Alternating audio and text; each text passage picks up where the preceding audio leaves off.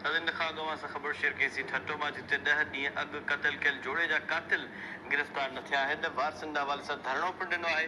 Reporter ठट्टो महबूब बिरोहीअ सां गॾु telephone line ते मौजूद आहे। जी महबूब, वधीक कहिड़ा तफ़सील आहिनि?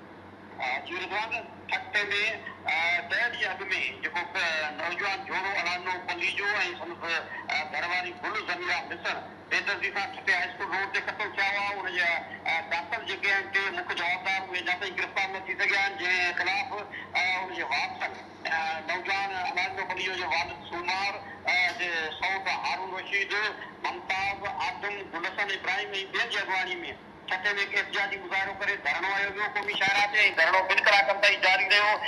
वासर पारां मुतालबो कयो वियो त केस में सिर्फ़ु हिकु जवाबदार गिरफ़्तार आहे, जॾहिं त ॿिया टे जवाबदार अञा ताईं पुलिस गिरफ़्तार न करे सघी आहे। जेकॾहिं उहे एहतिजाज जारी रखंदा, उन हवाले सां उन्हनि सख़्तु नारेबाज़ी कोन कई। उन मौक़े ते एसएसपी ठट्टो डॉक्टर इमरान अहमद पतो धरणे वारे हंध ते काफ़ी देरि इब्तिदाई ॻाल्हियूं कयूं वासनि सां ऐं 3 ॾींहंनि जी जेका मोहलत घुरी वरिती, जेका पोइ वासनि खे ख़ातिरी कराई वई त 3 ॾींहंनि अंदरि जेके रहियल जवाबदार आहिनि उन्हनि खे गिरफ़्तार कयो वेंदो। इन जी ख़ातिरी खां पोइ मुतासिर धुर जेका आहे वारस आहे।